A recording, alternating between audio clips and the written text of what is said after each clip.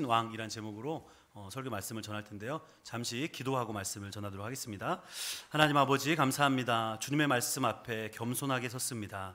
전하는 자나 듣는 지 모두가 하나님의 말씀을 우리 생명의 말씀으로 받게 하여 주시고 성령께서 그 말씀 받은 대로 우리 삶 가운데 행할 수 있는 믿음과 순종을 허락하여 주시옵소서. 예수님의 이름으로 기도합니다. 아멘. 세계에서 가장 뛰어난 사람들의 재능을 기록하는 책이 있습니다. 그 책이 어떤 책인지 아십니까? 잘 아시네요. 기네스북이라는 책인데요. 이 기네스북은 1951년 11월 10일 날 기네스 양조 회사의 사장인 비버 경이 강변에서 새를 사냥하고 있는데 새가 굉장히 빠른 거예요. 그래서 한 마리도 이 새를 잡지 못한 겁니다. 그래서 이 검은 가슴 물새떼가 유럽에서 가장 빠른 새일지도 모르겠다라는 생각을 하게 된 거죠. 근데 이 궁금증을 확인할 길이 없는 거예요. 그래서 당시에 굉장히 유명했던 노스, 맥커터라는 형제가 있었는데요. 이 사람들이 이런 기록을 모으는 것을 굉장히 좋아했다고 합니다. 그래서 이분들을 초청해다가 이러한 진귀한 기록을 모은 책들을 좀 편집해 달라라고 부탁을 하고 그 책이 처음 발매가 되었는데 그 책이 바로 기네스북, 정확한 명칭은 기네스북 오브 레코드라고 얘기를 합니다. 줄여서 기네스북이라고 얘기를 하죠. 이 기네스북에는 운동뿐만 아니라 우리 일상에서 일어나는 아주 진귀하고 신기한 일들이 기록이 되어 있습니다. 또 우리가 다양하게 이것들을 새로운 기록을 갱신하기 위해서 도전하는 것들을 우리가 많이 보게 되죠. 최근에 제가 가장 관심 있게 봤던 이 기네스 기록 하나가 있습니다. 무엇이냐면 물속에서 숨 오래 참기입니다. 물속에서 숨 참기 해보셨나요? 네. 저만 해봤나요? 네. 전 어렸을 때 수영장 가면 제가 수영을 잘 못하고 잠수를 잘하기 때문에 친구들과 함께 바닥을 찍고 누가 오래 있나 시합을 굉장히 많이 했어요. 제 최고 기록은 1분 20초입니다. 물론 젊었을 때 이야기고요. 여러분 아마 세계 기록에 올라가 있는 이 오래 참기의 기록이 얼마나 정도 되실 것 같으세요? 3분. 네. 또 얼마 정도 될 것 같으세요? 한번 생각해 보세요. 사람이 참을 수 있는 한계가 어느 정도일까? 보통은 이제 무호흡으로 해서 바다 깊이 심해까지 내려가시는 분들이 많이 계시죠. 그런 분들이 한 12분, 13분 이렇게 내려갔다가 숨없이 올라온다고 합니다. 그런데 2019년 올해죠. 올해 52세의 크로아티아에 있는 부디미르 소바트 부다시라는 분이 기록에 도전했습니다. 얼마였냐면 24분 11초. 네. 이 정도는 해야 레코드가 되는 거예요. 24분 11초 동안 뭐 움직이질 않고 가만히 수영장에 떠서 기록을 한 거예요. 2009년도에도 기록을 깼던 분이 있었는데 탈출 아티스트였던 데이비드 메를린이라는 사람이 21분 29초를 세웠는데 그 기록을 이분이 먼저 깼고 이번에 1분을 더 해서 24분 11초를 기록했다고 합니다. 대단한 기록이죠. 이분이 기록에 도전한 이유가 있는데요. 뭐냐면 딸이 한 명 있는데 자폐아입니다. 이 아이가 자폐아인데 사람들에게 이 자폐아에 대한 관심을 갖게 하고자 자기의 목숨을 담보로 이걸 계속 갱신해 나가는 거예요. 사람들이 관심을 갖지 않으니까 이러한 기록을 깨는 것을 통해서 좀 관심을 가져주십시오. 자폐아들을 도와주십시오라는 어떤 도전이었던 것이죠. 물론 딸이기도 하지만 이 도전 자체라만 생각해봐도 인간의 한계를 뛰어넘는 굉장한 도전이라고 생각합니다. 이렇게 인간의 어떤 도전과 그 기록들이 대단한 것을 우리가 볼 수 있어요. 그런데 반대로 생각하면 인간이 얼마나 유한한 존재인가, 능력에 한계가 있는 존재라는 것을 우리가 또 생각하게 됩니다. 아무리 대단한 사람도 결국은 어떤 분야 이상의 것들을 감당하기는 어렵다는 거예요. 지금은 아무리 세상에 숨을 많이 참는 사람도 24분 11초 이상을 참는 사람은 없다라는 거예요. 오늘 함께 나눌 이 시편 말씀이 바로 그러한 하나님의 능력에 대한 이야기인데요. 저는 이 말씀을 통해서 여러분에게 하나님이 얼마나 크신 분인가, 또 우리의 인간의 유한함이 얼마나 한계를 가지고 있는가를 잠시 나눠보고자 합니다. 먼저 우리가 함께 나눌 이 시편 말씀은 구성에 대해 잠시 말씀을 드리면 시편이 총 1편부터 150편까지 구성이 되었어요. 그리고 성경책을 잘 읽어보시면 시편 부분마다 제1권, 제2권 이렇게 써서 시작하는 부분이 있어요. 시편은 총 5권으로 구성이 되어 있는 책입니다. 오늘 우리가 함께 읽은 시편 95편 11절은 그 중에서도 제 4권에 속한 책이고요. 시편이 처음부터 끝까지 똑같은 이야기만을 하고 있지 않아요. 인간의 모든 감정과 상황에 대해서 다양한 어떤 고백을 모아놓은 것이 시편이기 때문에 시편을 문학 장르별로 또 몇 가지로 구분할 수가 있는데요. 어떻게 구분할 수 있냐면 하나님을 찬양하는 찬양시, 그리고 오늘 이 95편과 같이 왕대심을 드러내는 제왕시, 그리고 지혜를 구하고 지혜를 높이 찬양하는 지혜시, 그리고 누군가를 탄원하고 누군가를 저주하는 저주시와 탄원시, 이렇게 다양하게 시편이 구성이 되어 있다는 것이죠. 오늘 이 95편처럼 제왕시는 통치하는 왕을 찬송하는 시입니다. 하나님이 모든 신들보다 높은 왕이시다라는 것을 고백하는 시가 바로 이 제왕시라는 것이죠. 따라서 제왕시는 하나님의 절대 주권에 대해서 노래하고 있는 시라는 것이죠. 하나님이 왕으로서 이 땅을 통치하시고 사람들은 여호와 또 왕으로 오신 그 하나님의 이름을 높이 찬양하는 것, 이것이 바로 시편에서 이야기하는 제왕시라고 생각하시면 되겠습니다. 이 시편 95편에는 제목이 써 있질 않아요. 시편에 보면 성전에 올라가면서 부르는 시, 마길의 노래, 이런 제목들이 있잖아요. 그런데 오늘 시편에는 특별히 제목이 써 있지 않아서 누가 이 시편을 지었는가 잘 알지 못합니다. 그러나 히브리서 4장 7절 8절 말씀에 보면 오늘 이 시편 95편 말씀을 인용하면서 다윗의 그레라는 어귀가 나와요. 그렇게 보면 이 구약의 이스라엘 사람들은 이 시편 95편을 다윗이 저술했다라고 생각하고 인정하고 있는 것이죠. 우리가 잘 아는 것처럼 다윗은 이스라엘의 왕이었습니다. 그리고 다윗과 같이 하나님 마음에 합한 사람도 없었다고 얘기를 하죠.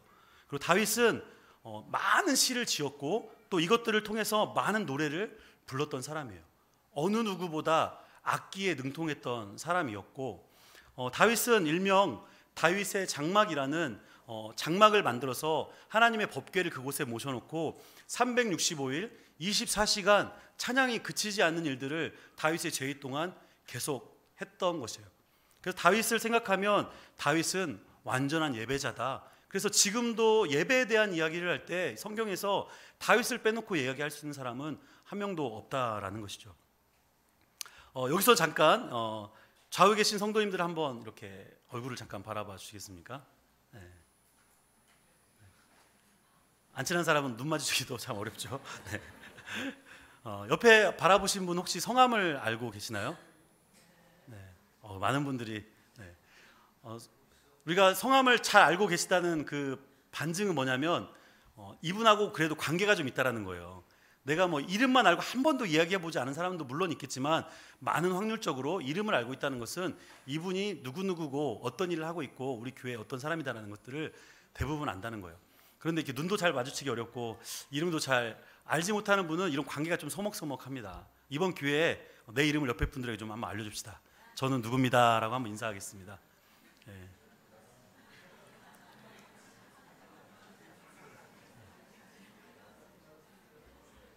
다 안다고 생각하지 마세요. 성을 헷갈릴 수도 있어요. 제 이름을 이현대가 아니라 이삼성으로 생각하는 분도 있더라고요.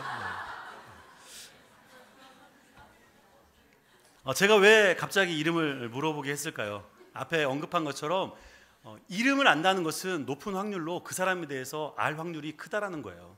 근데 이름을 모르면 사실 별로 이 사람에 대해서 궁금하지도 않고 관심도 크게 있지 않다라는 높은 확률로 반증을 하고 있다라고 생각을 합니다. 그럼 여기서 또 다른 질문을 하나 드리겠습니다. 오늘 우리가 이분을 만나고 이분을 예배하기 위해서 이 자리에 다 와 계시잖아요. 이분의 이름이 무엇일까? 무엇일까요? 네, 제가 답을 하나님? 네, 하나님. 하나님이라는 그 호칭, 칭호죠. 하나님이라는 호칭이 정확한 하나님의 이름은 아니다. 하나님의 호칭이에요, 호칭. 통상적으로 우리가 유일하신 신을 얘기할 때 하나님이라고 얘기하잖아요. 캐톨릭이나 일반 성도 사람들은 하느님, 이렇게 하늘에 계신 신 이렇게 얘기를 하는 거죠. 진짜 하나님의 이름을 우리가 아는 것이 필요하고 그것이 왜 중요한 것인가를 먼저 이야기하고 싶어요. 이 다윗이 예배자라고 했잖아요. 완전한 예배자. 다윗은 왜 완전한 예배자였냐면 누구보다 이 하나님에 대해서 잘 알았던 사람이기 때문에 그래요. 우리는 하나님에 대해서 적당히 알아도 됩니까? 아니면 잘 알아야 됩니까? 네, 잘 알아야 돼요. 왜냐하면 우리가 이 자리에 온 목적이 그 하나님을 예배하기 위해서 왔는데 내가 잘 알지도 못하는 분을 예배할 수 있을까요? 무엇을 좋아하는지도 모르는 분 앞에서 아무리 애교를 떨고 아양을 떨어도 이분이 좋아하는 것을 해야지 이쁨을 받지 않겠어요? 그렇지 않습니까? 저도 결혼하고 나니까 제 아내에게 갖은 마음과 정성과 뜻을 다해서 아내를 섬겼습니다. 그런데 제게 돌아오는 것은 차가운 말과 눈초리였어요. 왜냐하면 신혼 때, 물론 신혼 때 저는 열심히 아내가 필요한 그 부엌 칼도 사주고 요리 기구도 사주고 아내가 요리를 좋아하기 때문에 했는데 아내는 이게 나중에 보니까 필요가 없던 거예요. 이런 거 없이도 요리를 잘할 수 있는 사람이기 때문에 저의 열심으로 그냥 끝난 것이죠. 그냥 우스갯소리지만 누군가의 좋은 것을 준다는 것은 그 사람이 필요한 것을 알아야 되는 거예요.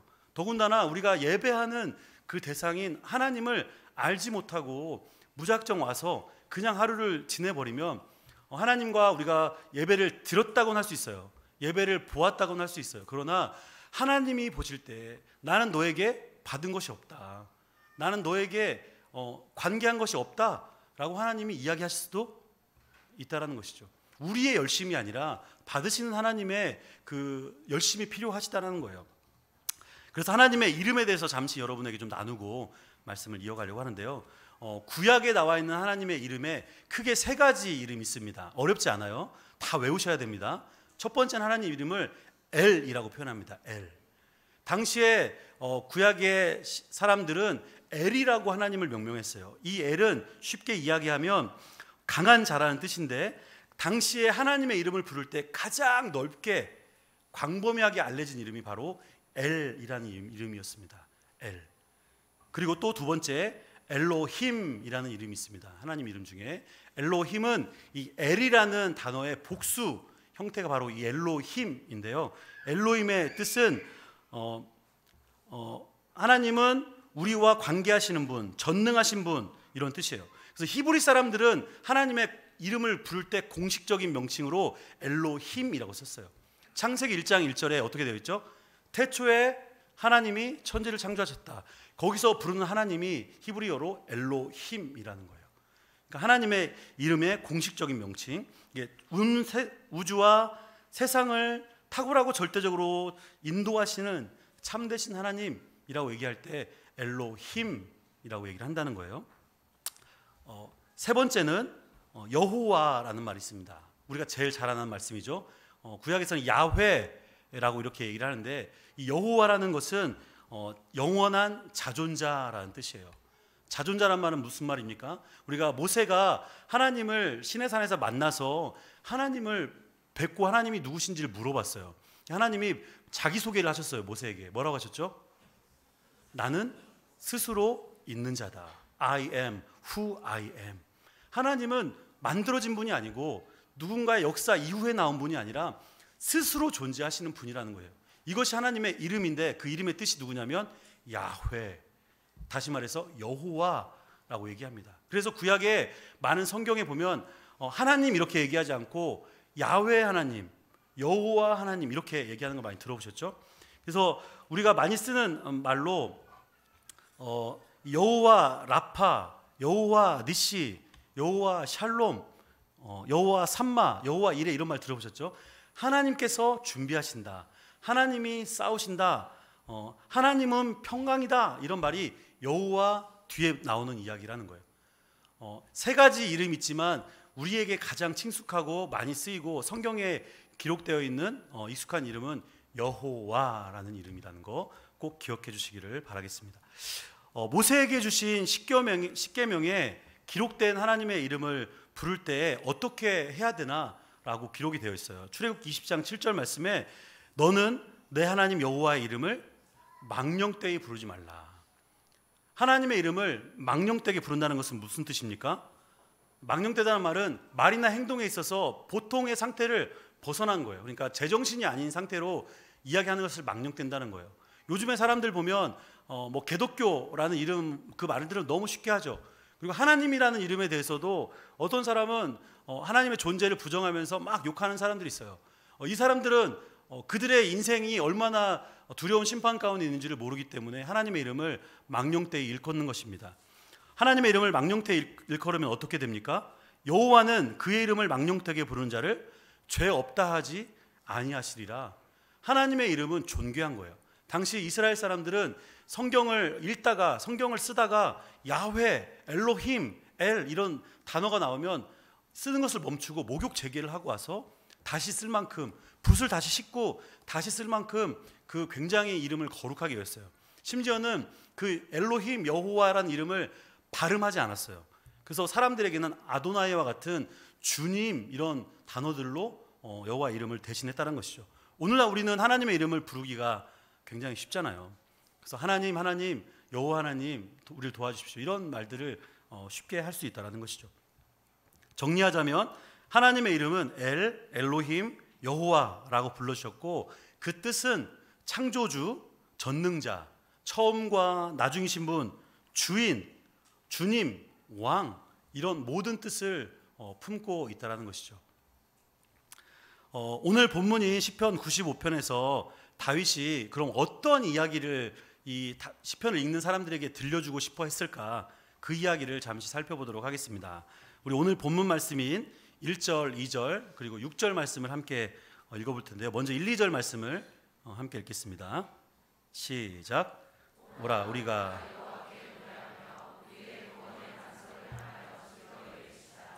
우리가 감사함으로 그 앞에 나아가며 시를 지어 즐거이 그를 노래하자. 6절 말씀도 함께 읽겠습니다. 주를 지으신 여호와 앞에 무릎을 꿇자. 네. 이 말씀에 보면 성경에 있는 분은 말씀을 한번 펴놔 보세요. 말씀에 보면 이 말씀의 시작이 어떻게 되어 있습니까? 오라라고 되어 있어요. 오라. 오시겠습니까?도 아니고 올 겁니까? 라고 물어보는 것도 아니고 권유도 아니고 명령으로 되어 있어요. 오라. 이 명령은 무엇이냐면 이 95편은 다윗이 하나님을 예배하는 사람들을 예배 자리로 부르는 거예요. 예배를 하기 위해서는 뭐 각자 흩어져서 처소에서 하는 것이 아니라 하나님을 예배하기 위해서 예배 장소로 모이는 것을 다윗이 명령하고 있다는 거죠. 오라. 그리고 영어로 보면 come 이렇게 되어 있습니다. 그리고 다시 얘기하면 예배 드리러 가자. Let's go라고 얘기하는 것이죠. 어떻게 그 예배를 드려야 되느냐? 감사로 예배를 드려야 된다. 1, 2절 말씀을 참고해 보십시오. 그리고 예배의 자리로 나아가는 것, 이것은 어떻게 나아가는 것인지를 이야기하고 있는 거예요. 의무이자 우리의 권리라는 것을 다윗이 강조하고 있다는 것이죠. 그리고 무엇을 해야 됩니까? 노래하라, sing. 그리고 외쳐라. 어떻게 외치냐? 즐겁게, shout, joyful. 즐겁게 외쳐라. 적극적으로 하나님을 외쳐라. 오늘 우리가 예배 때 찬양으로 시작을 했지 않습니까? 여러분이 찬양을 선포할 때 즐겁게 하나님을 노래하였고 또 하나님이 하신 일들을 우리가 노래로 가사로 이렇게 선포하고 외쳤어요. 이것이 바로 예배의 시작이라는 것이죠. 억지로 하거나 시간을 때우기 위해서 마지못해 하는 것, 이것은 예배가 아니라는 거예요. 또 다윗은 어떻게 계속 얘기하냐면 2절 말씀에 감사함으로 그 앞에 나아가서 시를 지어서 그를 노래하라. 다윗은 시편의 많은 부분을 다윗이 지었잖아요. 근데 시편 우리가 지금은 마치 산문처럼 읽지만 사실은 형식이 다 시로 되어 있습니다. 노래로 만들어서 부르도록 되어 있어요. 다윗은 이것들을 많이 만들고 지었던 것이죠. 그리고 우리에게 뭐라고 명령합니까? 시를 지어라. 그리고 노래를 불러라. 새 노래가 우리에게 준비되는 것이 필요해요. 어떤 분은 찬송가만 불러야 된다라는 분도 있고 어떤 분은 막 새로운 노래하면 알지도 못하는 노래를 왜 자꾸 하느냐라고 이렇게 성토하시는 분도 계세요. 그러나 우리에게 주어진 명령은 시를 짓는 거예요. 그리고 하나님이 하시는 것들을 노래로 만들어서 부르고 선포하는 것이 하나님이 우리에게 명령하시는 거란 거죠. 모든 노래가 예배는 아닙니다. 그러나 예배에는 반드시 노래가 있습니다. 찬양이라고 우리 얘기를 하죠. 우리가 오해하고 있는 부분이 하나 있어요. 지금도 잘 안 바뀌고 있는 부분이 뭐냐면 이런 용어, 준비 찬양. 지금도 많이 쓰지 않습니까? 예배 전 찬양, 찬양은 준비를 위해서 하는 걸까요? 아니면 예배가 시작되기 전에 하는 예배 전 찬양일까요? 혹시라도 오늘 이후로 이 단어는 우리 머리에서 다 지워버리시기를 주님의 이름으로 축복합니다. 찬양이 예배의 시작인 거예요. 찬양이 바로 예배에 들어가는 문인 거예요. 찬양 자체가 가사가 있는 하나님 앞에 선포되는 말씀인 것이죠. 찬양이 시작하면서부터 예배인 거예요. 어떤 분들은 찬양 끝난 다음에 예배 들어가야지, 뭐 악기가 시끄러우니까 뭐가 이러니까 잘 모르는 노래니까 예배 들어가야지 하시는 분들도 있어요. 현실적으로 그럴 수 있다고 생각합니다. 그러나 우리가 진정으로 하나님을 예배하기 위해서 예배 자리 가운데 나온다는 것은 하나님 앞에 찬양으로부터 시작하겠다는 고백을 가지고 나오는 거예요. 제가 서두에 이 95편 시작이 권유나 부탁이 아니라고 말씀드렸잖아요. 뭐라고요? 명령입니다. Come, 와서 즐거이 노래하라, 시를 지어서 찬양하라 라는 것이 다윗이 성도들에게 이야기하는 명령이라는 것이죠. 6절 말씀에도 동일하게 오라 우리가 굽혀 경배하며 우리를 지으신 여호와 앞에 무릎을 꿇자. 예배드리는 성도의 당연한 태도를 이야기하고 있는 거예요. 어떻게? 와서 하나님 앞에 굽혀 경배하며 무릎을 꿇자. 때로는 예배당 가운데 와서 어떤 분들은 껌을 씹고, 어떤 분들은 다리를 꼬고, 어떤 분들은 너무 편하게 커피를 마시고, 어떤 분들은 너무 자연스럽게 예배를 드리는 것, 물론 문화적으로 그것이 불가능하다고 생각하진 않아요. 그러나 우리의 마음 가운데 하나님 앞에 예배를 드리는 성도의 자신은 무엇입니까? 굽혀 경배하는 거예요. 히브리어로 아바드, 하나님을 섬기는 자세, 하나님 앞에 예배드리는 사람의 자세. 심지어는 히브리 사람들은 하나님을 예배할 때 이 코가 바닥에 닿도록, 손바닥이 땅에 닿도록 엎드려서 하나님을 예배했어요. 예배의 어원 자체가 엎드리다라는 뜻이거든요. 하나님을 예배하는 자세가 이런데 우리는 손을 드는 것도 굉장히 어렵고, 일어서는 것도 어렵고, 하나님을 높이 찬양하는 것도 어렵고, 이런 제약이 우리 안에 많다라는 거예요. 하나님을 예배하는 우리 성도의 자세는 어떤 자세냐면 복종의 자세인 거예요. 항복의 자세인 거예요. 자기를 포기하는 자세를 주권자 앞에 보여드리는 것이 바로 예배의 자세라는 것입니다.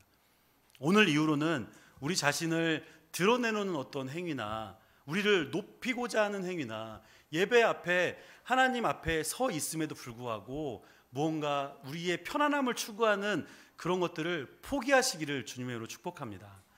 불편하지만 때로는 내가 가지고 있는 것들을 무언가 해야 되는 열심이 필요하지만 누가 그걸 원하신다고요?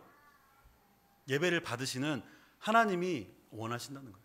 물론 형식만 갖춰진 것은 중요하지 않아요. 하나님은 마음의 중심을 보시기 때문에, 그러나 하나님 앞에 중심을 드리고 우리가 하나님 앞에 예배의 경건한 모습으로 나아가는 것이 중요하다라는 것입니다. 또한 6절 말씀에 보면 우리를 지으신이라는 표현이 나와요. 우리를 지으신. 하나님의 창조의 결정체가 바다도 아니고 해도 아니고 이 땅에 있는 풀도 아닙니다. 동물도 아니에요. 무엇입니까? 사람이라는 거예요.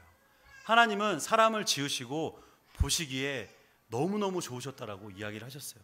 인간을 창조하신 하나님, 다시 말하면 하나님이 관계하시고자 하는 하나님의 그 모습을 우리가 알아야 된다는 거예요. 예배는 관계를 만들어가는 과정입니다. 예배를 통해서 무엇인가 하나님 나에게 주십시오. 제가 이번에 노예 가니까 선교사님들이 기도하는 가운데 유일하게 제가 제일 많이 알아들을 수 있는 일본어가 구다사이였어요. 구다사이. 구다사이가 무슨 뜻입니까? 주십시오라는 뜻이잖아요. 구다사이 이렇게 계속 기도를 하시더라고요. 우리도 사실 그렇잖아요. 하나님 해주세요, 이거 주세요, 저거 주세요라는 기도는 사실 많이 하지만 예배는 받는 것이 아니라 하나님께 드리는 것이거든요. 우리의 삶을 드리고 우리의 몸을 드리고 우리의 마음을 드리는 것, 재정을 드리는 것, 인생을 드리는 것이 예배라는 거예요. 하나님과 예배를 통해서 계속 관계를 해나가면 우리의 삶이 당연히 변합니다. 하나님에게서 점점점 멀어지는 사람은 하나님하고 하나님 원하시는 것을 알 길이 없어요. 혼자 집에서 예배를 드리는 것, 혼자 교회를 안 나오고 무언가 할 수 있다라고 생각하는 것, 무교회주의자들도 있어요. 교회가 없이 예배를 드려야 된다. 이런 것들은 어떻게 보면 형식일 수 있겠지만 하나님의 깊은 뜻을 바라보고 교제하고 나누는 것에는 많이 부족하다라는 것이죠. 토기장이가 진흙으로 그릇을 만들 때 모양과 형태가 또 쓸모에 따라서 각기 다른 모양으로 만듭니다. 그것이 그릇이 된 진흙의 어떠한 항변과 상관이 없어요. 하나님이 그냥 빚고자 하시는 대로 빚으시는 거예요. 내가 간장종지면 간장종지의 역할을 하면 되는 거예요. 그게 무엇입니까? 샬롬이고 하나님이 그게 원하시는 거예요. 어떤 사람은 아주 크고 막 보석으로 장식된 아주 귀한 그릇으로 만들어진 사람이 있어요. 그러나 그 사람과 간장종지로 만들어진 사람은 비교의 대상이 아니라 하나님이 그 사람을 통해서 각자 원하시는 것들을 그 사람 인생 가운데 해나가신다는 거예요. 왜 우리가 불행한 줄 아십니까? 비교하기 때문에 그래요. 누군가는 이만큼을 가지고 있고 나를 바라보니까 나는 학벌도 재산도 차도 집도 내 자녀도 이렇게 별거 없는 것 같은 그런 상실감 때문에 좌절하고 절망하지 않습니까? 하나님의 주권을 인정한다면 예배 자리 가운데 나와서 하나님의 뜻을 먼저 살피는 게 중요해요. 그것은 각자의 모양대로 만드셔서 그 모양대로 잘 사용되기를 원하시는 하나님의 뜻이 우리 가운데 있다라는 것이죠. 왜 노래하면서 하나님을 찬양해야 되는 이유를 이제 3절 말씀에 결론적으로 오늘 중심 말씀을 이야기하고 있는데요. 3절 말씀을 함께 읽도록 하겠습니다. 시작. 여호와는 크신 하나님이시요 모든 신들보다 크신 왕이시기 때문입니다. 왜 하나님을 우리가 찬양해야 되냐, 예배해야 되느냐? 여호와는 크신 하나님이시다. 다윗의 선포인 거예요. 그리고 모든 신들보다 크신 왕이시기 때문에 그렇다는 거예요. 영어로 얘기하면 great, the greatest king. 하나님은 어느 누구보다 비교할 수 없는 가장 큰 왕이라는 것이죠. 어떤 것이 큽니까? 하나님께? 하나님은 창조주로서 이 세상을 다 만드셨어요. 그리고 하나님의 권능과 하나님의 사랑과 자비와 은혜와 긍휼이 우리가 상상할 수 없을 정도로 큰 분인 거예요. 그 하나님을 찬양하고 예배하라는 것이죠. 또한 하나님은 왕이라고 이야기합니다. 사실 오늘 저와 여러분에게 왕이라고 얘기하는 것이 현실적으로 잘 다가오지 않아요. 제가 일본 노예 간 날 일왕 즉위식이 있었습니다. TV 통해서 아마 보셨겠지만 여전히 일본과 세계 몇몇 나라들은 왕제를 가지고 있는 나라도 있어요. 물론 이름만 유명무실한 왕도 있지만 실제로 왕의 영국과 같이 왕의 굉장히 권위와 그를 존경하는 그런 나라들도 있다라는 거예요. 왕이 왜 그렇습니까? 왕은 통치권이 있어요. 그 나라를 다스릴 수 있는 권한이 왕에게 있다는 거예요. 그리고 소유권이 있습니다. 모든 것은 그 왕의 소유로부터 시작이 된다는 거예요. 하나님이 우리의 왕이시다라는 것은 저와 여러분 한 사람 한 사람을 하나님이 다 소유하고 계시다는 것을 인정하는 거예요. 우리의 인생이 우리 자신의 것입니까? 세상 사람들은 종교를 하나 가지고 있다고 그래요. 자신교. 자기를 섬기고 자기가 결정하고 자기가 해야 될 것. 그래서 크리스천들을 바라보면 참 능력 없는 무능한 사람들, 어떻게 보이지 않는 신을 의지하냐, 너의 인생을 그렇게 살아가냐라고 비꼬듯이 얘기하는 사람도 있다는 거예요. 우리는 하나님을 왕으로 모시고 있는 하나님의 소유된 백성이라는 것입니다. 또 하나님께 우리의 인생의 소유뿐만 아니라 모든 것을 다 맡겨드린 거예요. 운전을 하는 사람이 운전대를 잡고 있는데 이 운전대를 내가 잡고 있는 것이 아니라 하나님께 그 운전대를 맡겨드리는 거예요. 내가 잡고 내 원하는 방향대로 방향을 바꾸고 가속하는 것이 아니라 하나님이 운전대를 잡으시고 나는 하나님의 옆에 동승하는 거예요. 내 인생이지만 그것이 하나님을 왕으로 모시는 신자의 태도라는 것입니다. 제가 좋아하는 찬송가 304장 그 크신 하나님의 사랑 이란 찬송이 있는데요. 찬송의 3절에 이렇게 노래합니다. 하늘을 두루마리 삼고 바다를 먹물 삼아도 한없는 하나님의 사랑 다 기록할 수 없겠네. 하나님의 크신 사랑 그 어찌 닿았을까. 저 하늘 높이 쌓아도 채우지 못하리. 아멘. 하나님의 크신 사랑이 그 사랑으로 표현되어 있지만 크신 권능, 하나님의 크신 능력, 크신 긍휼이 우리 가운데 있기 때문에 가능하다. 바다를 하늘을 두루마리 삼고 바다를 먹물 삼아도 하나님의 크신 사랑과 은혜와 능력을 쓸 수 있는 방법이 없다라는 거예요. 그것이 하나님을 왕으로, 하나님을 주권자로 인정하는 우리의 태도라는 것입니다. 다윗은 4절 5절에 이어서 하나님에 대해서 이렇게 표현합니다. 땅의 깊은 곳이 그의 손 안에 있으며 산들의 높은 곳도 그의 것이로다. 바다도 그의 것이라. 그가 만드셨고 육지도 그의 손이 지으셨도다. 우리가 믿고 의지하는 하나님은 세상의 헛된 신이 결코 아니시라는 거예요. 온 세상을 창조하시고 여전히 지금도 다스리시는 크신 하나님이시라는 것을 믿으시길 바랍니다. 우리는 모든 것에 한계를 가지고 있는 존재예요. 앞에 월드 레코드를 제가 얘기 드린 것처럼 재물과 능력, 건강, 지식, 감정, 생명까지도 우리는 유한한 존재라는 거예요. 그러나 반대로 하나님 어떻습니까? 불가능한 일이 없는 분, 전능하신 분, 모든 것이 하나님께는 넘치도록 있고 그것들을 우리에게 부어주시는 분, 그분이 바로 우리 하나님이시라는 거예요.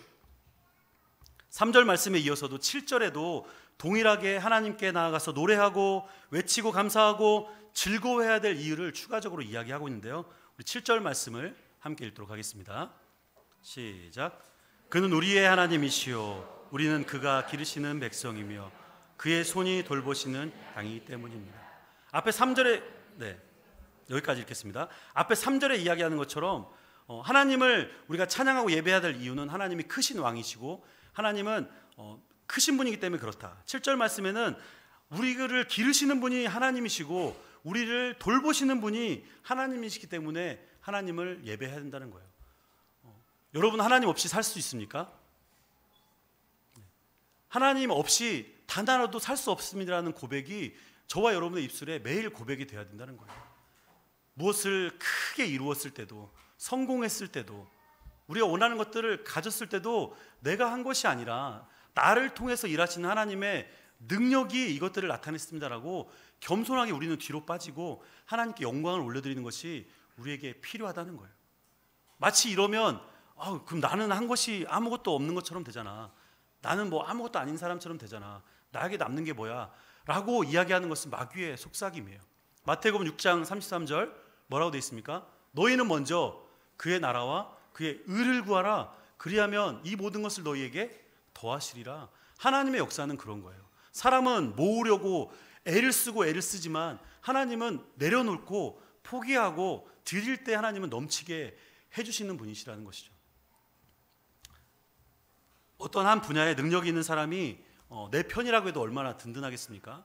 제가 일본 갔을 때 통역을 제가 일본말을 못하기 때문에 누군가 옆에서 통역을 해주실 분이 필요했어요. 그래서 강의를 들을 때 우리 정수정 목사님이 제 옆에서 계속 이게 얘기를 좀 해주셨어요. 그리고 통역기를 제가 안 끼고 있어가지고 굉장히 든든하더라고요. 가게를 갈 때 제가 휴게소에 들려가지고 먹고 싶은 게 딱 보이더라고요. 그래서 주문하고 싶은데 구다사이밖에 모르니까 주문을 못 하고 있는데 딱 오셔가지고 선교사님이 뭐 있지 뭐 산스 해가지고 다 이렇게 해주시더라고요. 그래서 굉장히 은혜를 받고 맛있게 먹었던 기억이 있어요. 한 사람의 인간의 능력자가 제 옆에 있어요. 그게 든든한데 모든 것을 하실 수 있는 전능한 하나님이 우리 옆에 계시면 얼마나 든든하겠습니까? 밤길을 걸어가도 두렵지 않고 불가능한 일을 감당해야 될 때도 그것들을 감당할 수 있는 능력이 힘이 생긴다는 것 아니겠습니까? 예배를 드리는 것은 결국 관계를 맺어가시는 거라고 말씀드렸어요. 맺어진 관계 안에서는 모든 것이 나누어집니다. 예배를 통해 하나님과 관계를 맺으면 우리의 아픈 감정, 우리의 모든 상황을 하나님께 아뢰고 하나님이 그것들을 공감하세요. 오늘 찬양 처음 불렀던 그 공감하시네라는 찬양의 가사처럼 하나님이 우리의 모든 필요와 아픔과 상황을 다 아시고 공감하시고 때로는 위로하시고 그것들을 채워주셔서 넘어가게 이겨낼 수 있도록 만들어주시는 분이 우리 하나님이시라는 것이죠. 그럼 우리는 하나님을 높여드리면서 우리 삶 가운데 행하시는 많은 일들로 인해서 하나님을 칭찬해드리고 찬양해야 되는 것이 우리의 의무라는 거예요. 다윗이 하나님을 예배하는 것에 대해서 이렇게 진지하고 구체적으로 이야기하는 이유가 무엇입니까? 결론적으로 얘기를 하자면 하나님의 백성인 우리들의 생명을 보존하시고자 하는 하나님의 뜻이 그 가운데 있으시기 때문에 그렇습니다. 우리 마지막으로 7절부터 11절 말씀을 함께 읽어보도록 하겠습니다. 7절 하반절 너희가 시작되는 부분부터 11절까지 시작. 너희가 오늘 그의 음성을 듣거든 너희는 무리바에서와 같이 또 광야의 마사에서 지내던 날과 같이 너희 마음을 완악하게 하지 말지어다. 그때 너희 조상들이 내가 40년 동안 그 세대로 말미암아 근심하여 이르기를 그들은 마음이 미혹된 백성이라 내 길을 알지 못한다 하였도다. 그러므로 내가 노하여 맹세하기를 그들은 내 안식에 들어오지 못하리라 하였도다. 이 95편 앞에 말씀에는 뭔가 희망적인 말씀, 하나님 앞에 나와서 예배하고 찬양하고 기뻐하는 것이 우리의 힘이다라는 그런 말씀들을 하면서 뒤로 가서는 반전의 이야기를 하고 있는 거예요. 멸망당한 이스라엘 백성들, 하나님께 심판받고 정죄받은 이스라엘 백성들의 행위를 기록하고 있는 거예요. 한 사건, 출애굽기에 나오는 무리바 물사건을 이야기하고 있습니다.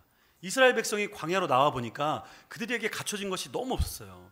제가 이스라엘 광야를 가봤는데요, 제가 가기 전에는 이스라엘 사람들을 얼마나 욕했는지 몰라요. 이 하나님이 먹이시고 입히시는데 이렇게 하나님을 배신하고 돌아서고 불평불만하는 이 어리석은 인간들 하면서 욕을 했는데요, 딱 가자마자 제 입에서 불평불만이 나오더라고요. 50몇 도에 50몇 도 여름에 갔더니 물이 없으면 그늘 밖을 나갈 수 없는 그런 상황이더라고요. 그래서 이해가 됐어요. 인간적으로 보면 불평불만하는 것이 당연히 이해가 되는 부분일 수 있지만 단지 그들의 불평불만이 거기서 그치는 것이 아니라 나아가서 하나님이 하시는 것들에 대한 불신이 있었다는 거예요.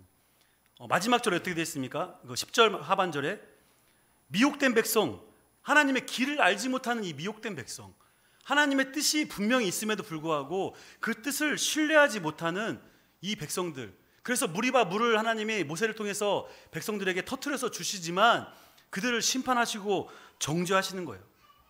그들의 싸움과 다툼과 하나님 세우신 리더인 모세를 불신하고 나아가서 하나님이 계획하신 그 일들을 불신하고 어떻게까지 불신했냐면 하나님이 계시는가?